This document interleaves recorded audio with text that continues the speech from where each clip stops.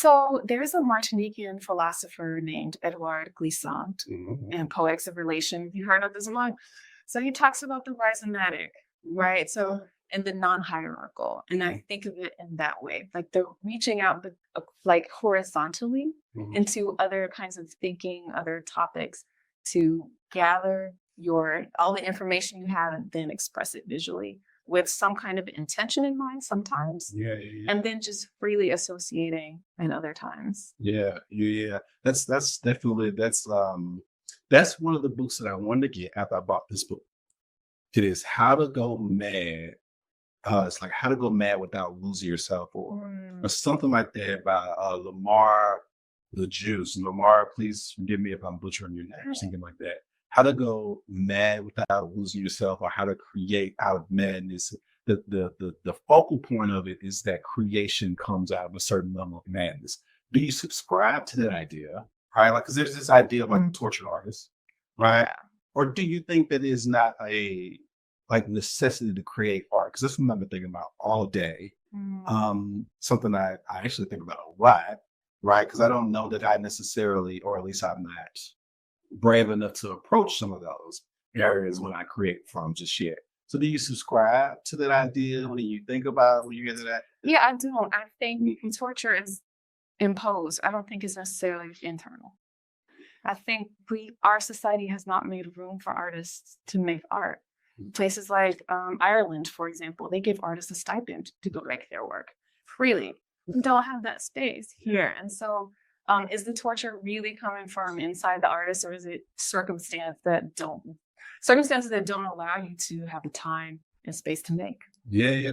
I as a random literature major, like I was telling the people here, I was technically a marketing major until I realized that I can't count. Or I guess I remembered that I couldn't count, and that I loved reading. And one of the things I think about in terms of what the arts have undergone in this particular section of the world, I guess I'll say, Mhm. I feel like there's always been like a war on it. It's always under fire over here, Mhm. right? And so when you say, does the artist actually like create that, or is that coming from without? That is something to sit with, because I think when I hear this tortured artist idea, it's something I think is projected out, right? And people respond and engage with it, both the artist Mhm. and the person, the consumer. So that is, yeah, yeah, yeah, Well, it's just a way of thinking, right? Mhm, I think our way of thinking is to put the onus on the individual mhm, instead of thinking about how society might be structured differently in order to serve people better. yeah, And that goes to our living wage, mhm, to our work week, how long it is, yeah, our health care. mhm, We're putting the onus on people to take care of themselves instead of all the money that we pay in taxes being gathered to take care of us. yeah, yeah, So yeah. it's backwards, I think. And when you talk about the pressure, maybe it's well for me. I'll speak for myself.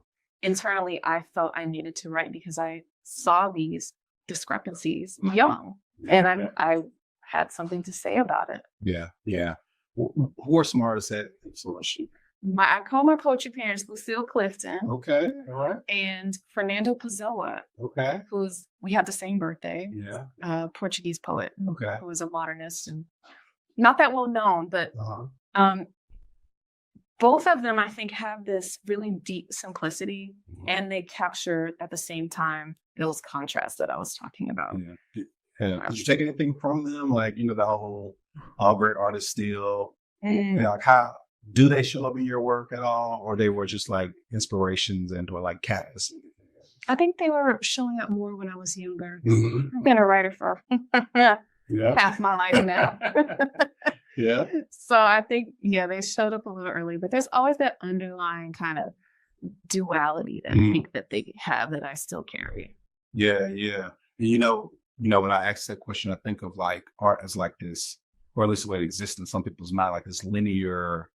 What did I just watch? Have you watched any of those story movies, the Marvel, Oh yeah, I love those. the Bifrost? There you Yes. go. And I think like art is like this moving Bifrost, right? And we're all on a continuum of like Yeah. the the original, you know, like the original vibration, right? And like we're not necessarily taking and or giving so much as we are adding to and being inside of that, right? So when you say, yeah, there's like this underlying thing, I feel like there's just and there was someone who I read recently that was talking about like literature as a story that is ongoing that we dip in and out of. And that's what I was kind of thinking about when you said that. What about like musical inspirations? Oh man. Mm-hmm. All the music. I listen to everything. Yeah. Right now, I'm listening to the White Stripes a lot. Okay. From Detroit, which is where my family is from. Okay. But gosh, anything from Motown to Cardi B to I was just listening to that song when I first got here, Lotto and Okay. Yeah. Lotto's kind of like that. It's an energy that Lotto brings to the rap game, like because women rappers are like carrying things to a certain degree right now. But there's a certain almost you know, when people talk about like LeBron, the differences between LeBron and Michael Jordan, one of the things he says like LeBron is such a nice person, the past first kind of guy. And I feel like, you know, there's a lot of that right now, like working together, even though there's still, you know, because Carter's got like beefs, there's still like beefs going on. But Lotto brings a level of competitive spirit to this game. oh, it's the fun part, right? Like if you think about Rakim and them, like can we bring it back to the lyricism and the competition in a friendly way, a non-violent way? Yeah, and she's like, Yeah. in the booth. Yeah. Like go in the booth. So I Yes. appreciate her name popping up. Of course, other names that you said as well. I was just listening. I saw her doing something else.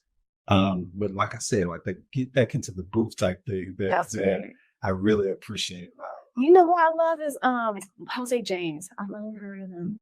It seems like a new school jazz singer. New school jazz singer. He's from New York. And he's really good. I've seen him in concert a few times. Yeah. Check it out. Yeah, because I think that, and you can correct me from your perspective if I'm wrong, but I think like music is something important to writing poetry.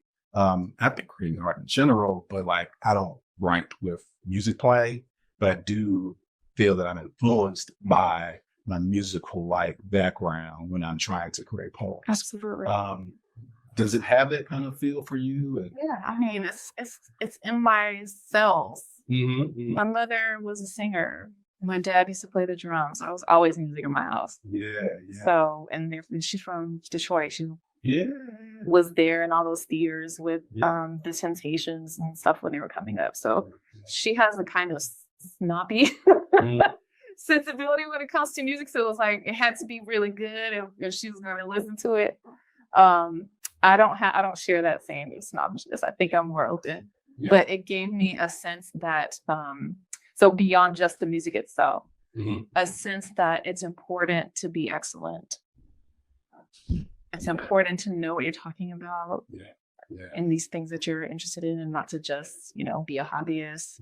Be really committed to the thing. So one of my friends is a huge fan of Lucille Clifton, and she always talked about like the discipline and commitment to excellence that Lucille brought to the craft. So I definitely dig that. Okay. Well, Khadijah, it has been a pleasure and an honor to be in conversation with you and to create dialogue in this space. Thank you so much for hanging out with us here at Ball. thank you for having me. Absolutely. All right.